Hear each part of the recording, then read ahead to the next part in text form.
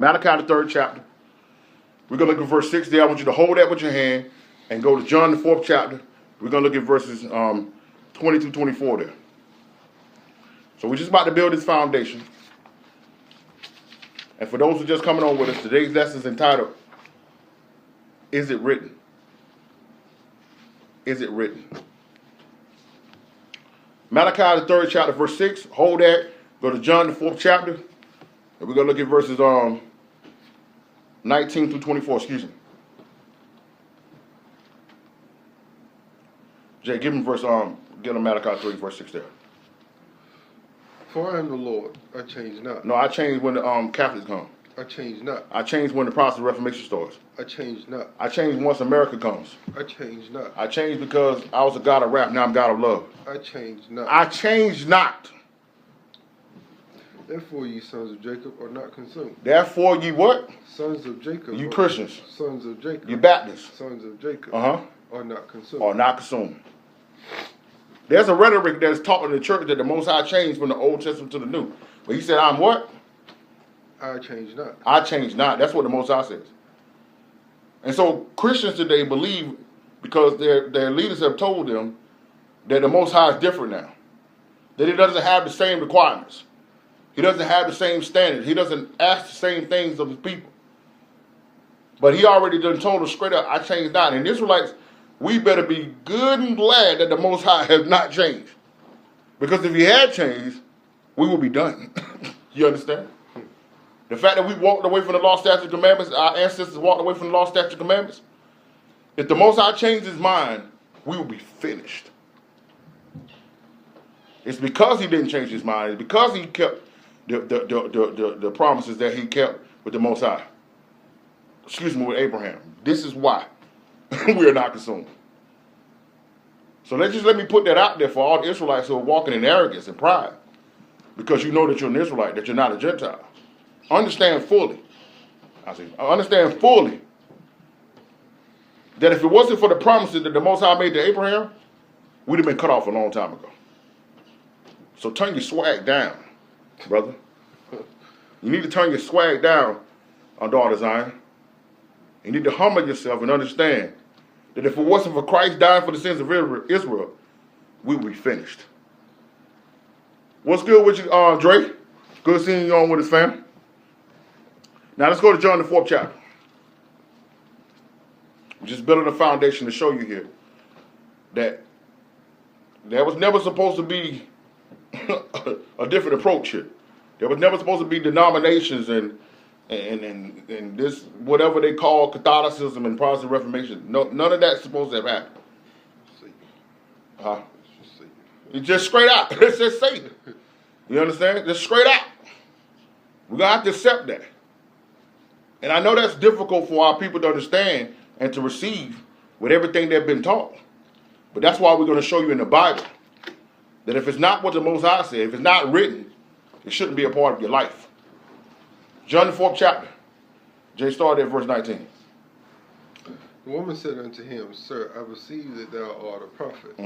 Our fathers worship in this mountain, and ye say that in Jerusalem is the place where men ought to worship. Now, let me explain what explain what he's talking about. She's talking about here.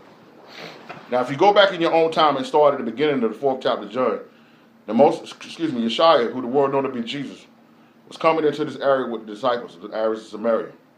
If you go back to Matthew the 10th chapter, verse 5, the Most High, Yeshua told his disciples, go not in the ways of the Gentiles. Don't go after the Gentiles. But I want you to go find the lost sheep of the house of Israel. You understand? This is who you need to be going out trying to bring back to the kingdom. This is the one you need to be saving, right? So when they got to a certain point, Yeshua told the disciples, like, y'all go on in there to the city to get some supplies, but I must go into this area. I must go here. There was a need, there was a drive in him to go to the area of Samaria. So when he came to this woman at the well, he told them to listen. He told her all about herself and how the lifestyle she was living and what he had to offer. And so read verse 19 for him again. The woman said unto him, Sir, I perceive that thou art a prophet. So she looked at him and she thought about it. She said, there's no way you can know all these things about me and not be a man of the Most High God. But she still didn't understand fully. He said, You're a prophet though. Verse 20. Our fathers worship in this mountain, and you say that in Jerusalem is a place where men ought to worship. So she said, like, we worship up in the mountains, but the Jews have told us that the people who know the Most High, they worship in Jerusalem. Verse 21. Yeshua said unto her, Woman, believe me, the hour cometh when ye shall neither in this mountain nor yet at Jerusalem worship the Father. So he told them right out, see, it's the time that is going to come. And what he was speaking of was the simple fact of the matter was that in 70 AD, the Romans, Esau, Edomites, will destroy Jerusalem, and our people will be scattered across the four corners of the earth. You understand? So there were certain feasts that the Israelites were commanded that they had to come back to keep in Jerusalem. You understand? And the Samaritans, who were a mixture of Israelites and Gentiles, because if you go back in 2 Kings, the 17th chapter, you'll see when, let me back up farther there. 1 Kings, the 11th chapter, when Solomon was, the Most High came at Solomon for his sins, he said, listen, I'm splitting up the nation. So when you go to 1 Kings 12, you will see that Israel split into two nations, Israel and Judea. You understand? The 10 tribes was in Israel. Down in Judea was Judah, Benjamin, and the Levites. You understand? But in 2 Kings, the 17th chapter, you will see that the Assyrians ran into Israel and ran the Israelites out and took them out of captivity back into Assyria. You understand? So then what happened was they began to move Gentiles into the land. And the name went from being named Israel to being named Samaria. So a lot of the people there, yeah, you had some descendants from the 12 tribes, but you also had people who had crossbreed with the Gentiles. So she said, my people worship in this mountain, but the Jews worship in Jerusalem. And the Most High, Yeshua said, listen, there's going to come a time where that's not going to be going down, because you're not going to be able to come here. Verse 22. You worship ye know not. What we know, what we worship. Okay, so she said that what you're worshiping, you don't even know who you worship. Your fathers are going to this mountain. Your people are going to this mountain and worshiping something that has been passed down as a tradition. You have no idea what it is that you're worshiping. Isn't that what's going on in the churches now? They go to church every Sunday. They go through rituals. The preacher preached the same message that they've been preaching pretty much every Sunday from the same books. And they have really no idea. You could just put, if you just randomly go from churches all around the cities, pick out a Christian, pick out a church member, and ask them, explain to me what it is you believe. They couldn't do it. The majority of the people can't even lead the person to Christ. Is that a fault of theirs? Maybe. But actually it's really not. Right? Because how can I tell you something that I've never been told? You understand? So they worshiping what they don't know. Who is God? Jesus. Who you pray to? Jesus. Who died for me? Jesus. How do I get to him? I don't know. Why are you keeping Easter? Well, that's what we always did. That's Day Rose. Why you celebrate Christmas? It's Jesus' birthday. Okay, now show me in the Bible where it says that. I don't know, but that's just what we always did. And I'm not saying this to ridicule. What I'm saying is this is what reality is. It's always funny to me when you hear, especially Gentiles, when they start trying to explain why they're doing what they're doing, they'll quickly say, well, the first century fathers was doing it. What chapter in the Bible said the first century fathers? You understand? So they always like to go when after 70 AD, when there ain't no Israelites on the scene. You understand?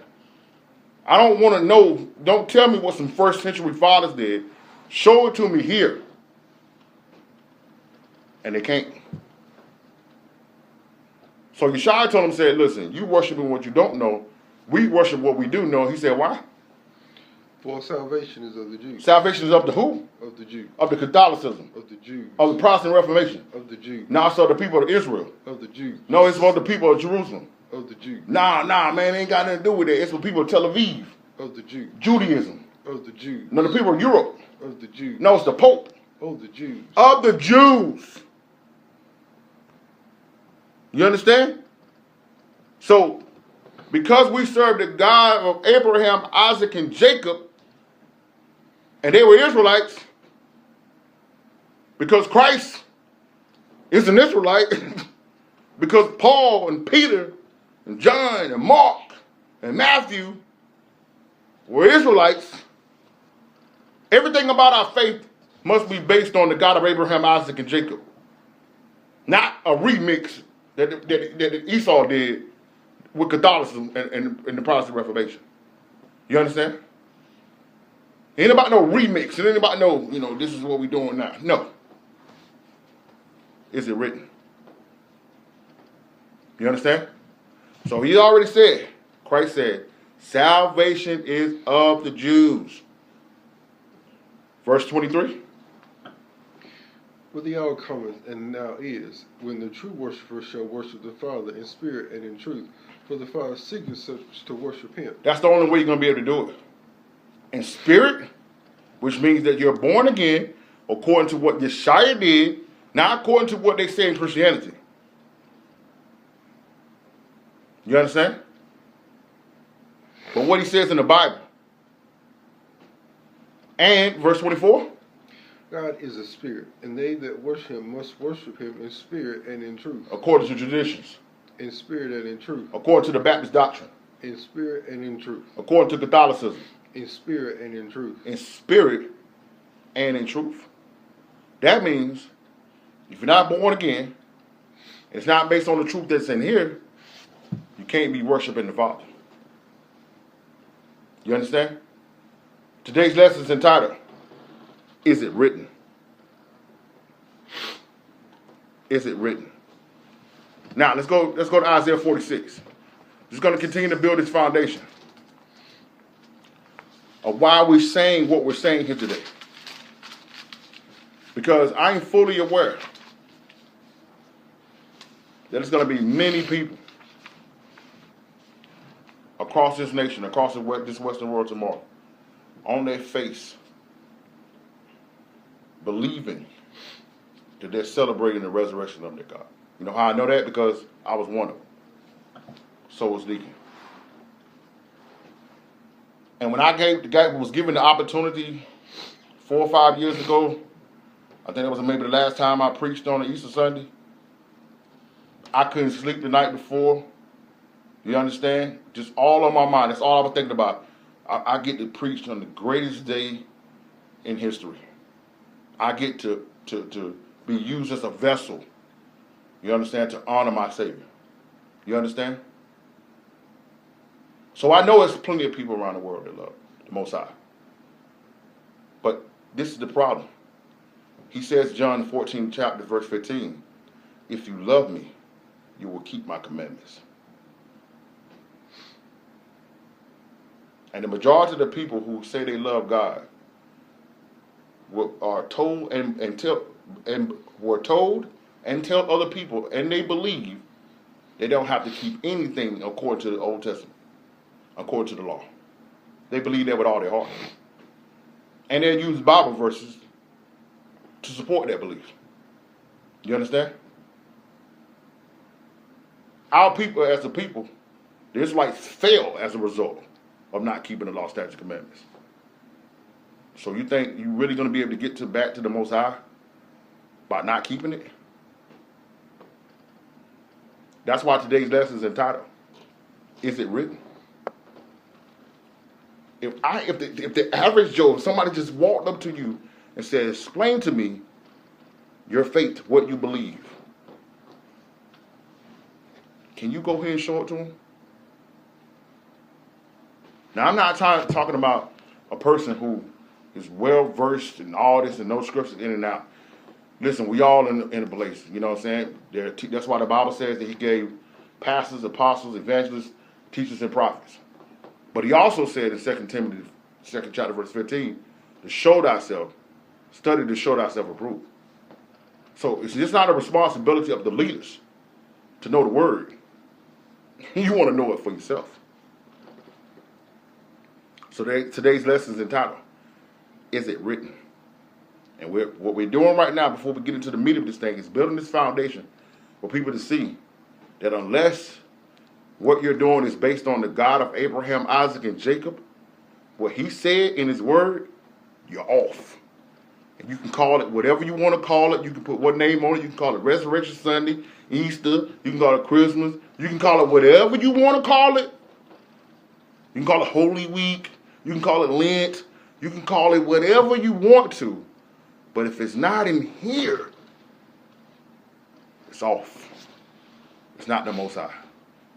I'm going to show you that in the next precept. Isaiah 46. Let's start there, verse 5. To whom will ye liken me, and make me equal, and compare me, that we may be like? Man, read that for him again, man. To whom will ye liken me? The Most High said, to whom will you liken me? And make me equal. And make me equal to. And compare me, that we may be like. Like we the same. That's the swag of the Most High right there. Who can you compare me to in this world?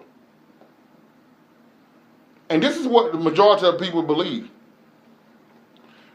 Well, you know, everybody's, you know, got their own faith and their own relationship with God, and different religions teach this and different religions teach that, but it's all the same God that they're talking about. Don't you believe it? So this is why the Most High came out straight out. So who can you compare to me? And this is another thing that really upsets me, which is off topic, but I just want to go there. So when people try to make like Satan and God is equal, it's like, you understand, like, it's a battle of wits. You can't get on my level. I made you. You understand? This battle in this life ain't no God versus Satan. It's man versus Satan. That's the battle. And our people are desperately losing. Because we made God. We've made Satan into God. This is why when you hear us relate to God, that's why we always say the Most High God. You will never just hear us saying God. Because that could be anybody. You understand? When you see these people come out on these little award ceremonies, I like to thank God. Listen, you think the Most High is behind that? You think the Most High behind that music? You think the Most High behind those movies? You think the Most High behind that lifestyle? So we're showing you what the Most High God stands for today. With the lesson, is it written? Now read verse 5 for him again. To whom will you liken me, and make me equal, and compare me, that we may be like? Verse 6. They lavish gold out of the bag, and weigh silver in the balance, and hire a goldsmith, and he make it a god. He make it a what? He maketh it a god. They fall down, yea, they worship. They bear him up with the shoulder, and carry him, and set him in his place. And he standeth from his place shall he not remove. Yea, one shall cry unto him, yet can he not answer. But he can't what? Yet can he not answer, nor save him out of his trouble. You understand? You understand? Most I said, yeah, you brought your man's in and faction it all up and called it a god. And see, first thing Christians say, we don't do that. Take a look at your churches. I ain't want to even dive into the Catholicism in the Catholic Church. With all those statues of Romans that they got up, they clapping down as Israelites. It's really amazing. Last night I was just sitting there on people was watching a documentary on Christianity, right? And I was just sitting there, you know, because I've told myself that I'm not going to pretend to be standoffish. I'm just going to wait and pray and hope that my people's eyes is awakened. And so they was in there watching this thing, and they got all these paintings of these so-called Israelites. Ain't a fringe on them. They ain't got no fringes on them or nothing. They dress just like Romans. And you want me to believe that's Peter. You want me to believe that that's Paul, right? No fringes, no nothing. Look just like Julius Caesar. Get out of here with that. That's done. You might as well you can settle that. That's done. Okay? We ain't falling for that no more. So you may say, listen, we ain't doing that, but many of you right now got Cesar Borgia up in your house, who the world know to be Jesus, who they went and painted this guy. You got that up in your house. You got that up in your churches. You got this stuff up on your stained glass windows in your churches. You got crosses everywhere. You don't even realize that's the same thing. Verse 7? No, excuse me, verse 8. Remember this, and show yourselves men. Bring it again to mind, O ye transgressors. Uh-huh. Remember the former things of old, for I am God. Uh-huh. And there is no one else. I am God, and there is none like me. That's straight up. He is. A higher, a sure, a higher. In Hebrew, in the English, that is I am that I am. That's why you read that for him again? Remember the former things of old, for I am God. He said, I am a higher. And there is none else. I am God. A higher. And there is none like me. He's telling it straight out right there. That's why he said, I am. A higher. That's what he's saying right there. That's my name. And there's none like me. You understand? Verse 10? Declaring the end from the beginning. He doing what? Declaring the end from the beginning. And then doing what? And from the ancient times the things that are not yet done, saying, my counsel shall stand and will do all my pleasure. And will do all my pleasure. Read that for him again. Declaring the end from the beginning. I declare the end from the beginning. And from the ancient times the things that are not yet done. From the ancient times, I'm telling you about stuff that ain't came to pass yet. In Deuteronomy 28, he told us that we will be slaves in a country that didn't even exist yet. You understand? And then he doing what? Saying, my counsel shall stand, and I will do all my pleasure. It don't make a difference when he said it's going to come. He ain't scrambling trying to get it together. Whatever he said in Genesis, it's going to happen. So today's lesson is entitled, Is It Written? Because the Most High has already written thousands of years ago how we're supposed to live, what we're supposed to do. So you have to ask yourself, if you serve the Most High God, if you serve Christ through the Most High God, serve the Most High God through Christ, is what you're doing, is it written? Now let's go to 1 Corinthians 10. Still building this foundation. Because, like I said on the outset, what we talked about before for those who are just coming on, with us today's lesson is entitled, Is It Written?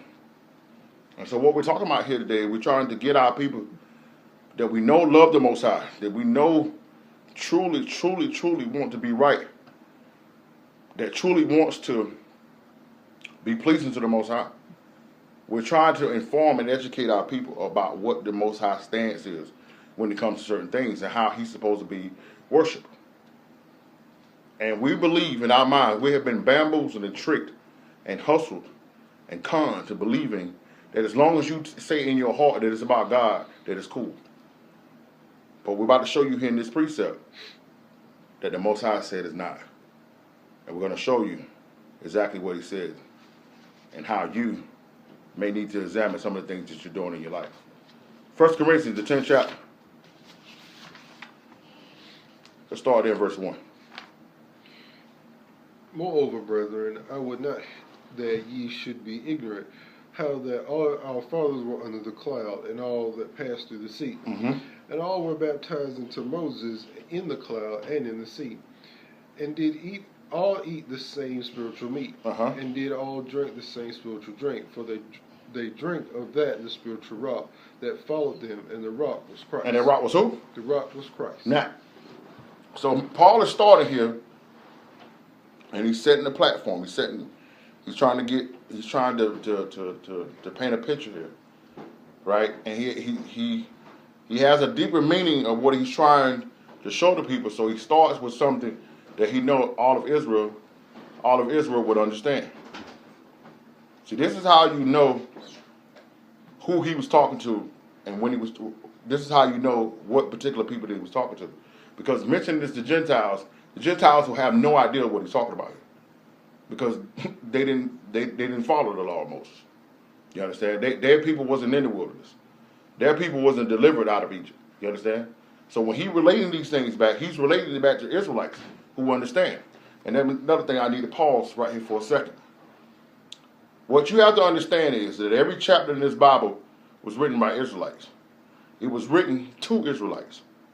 The church of Corinth, the church of Titus, the church of Timothy, all these different people that the letters were written to the elders of the church. All the elders and the pastors and the bishops over these churches were Israelites. And so this is the misunderstanding that that our people have, because when they see these things, they say, well, you know, it was Gentiles there and Gentiles over in the Acts and all this stuff. But you have to understand, when the letters was written out, they were written to the elders. This letter didn't go to a regular layman that was in the church. You understand?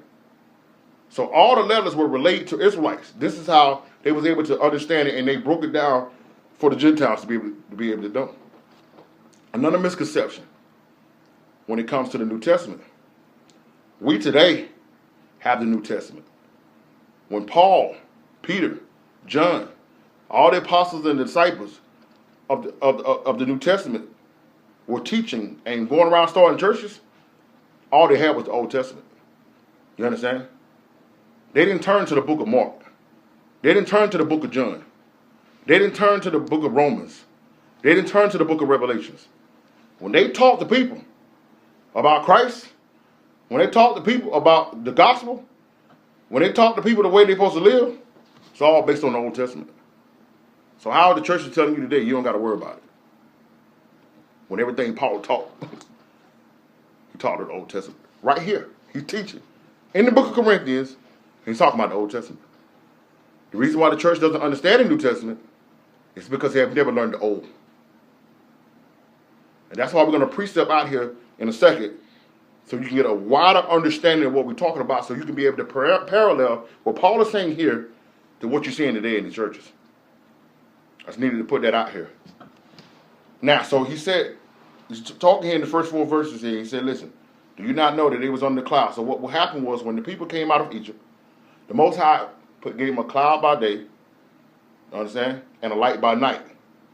This is the way they knew where to go. That was the Spirit of the Lord, the angel of the Lord, which is Christ, which was leading them everywhere they needed to go, in the daytime as well as in the night. Verse 5. But with many of them God was not well pleased, for they were overthrown in the wilderness. So he's saying here, they had the same same God, they had the same protection, had the same guidance, they had access to the same spiritual meat, the same spiritual water, the same Most High. They had everything on one accord. It wasn't like one person was getting this and another person had access to this. Everybody had everything, but some of them were taken out in the wilderness. They were not pleasing to God. Why? Verse 6. Not only for our example, to the intent we should not lust after evil things, as they also lust. So Paul is saying here, we have these stories here today as an example. So now we can look at the decisions that the children of Israel made while they was in the wilderness and say, listen, I don't need to do that, because this is what happened to them. Let me pause here for a second again. This is why grace has been abused, mistaught, and been a detriment to many of our people. Let me explain what I mean here.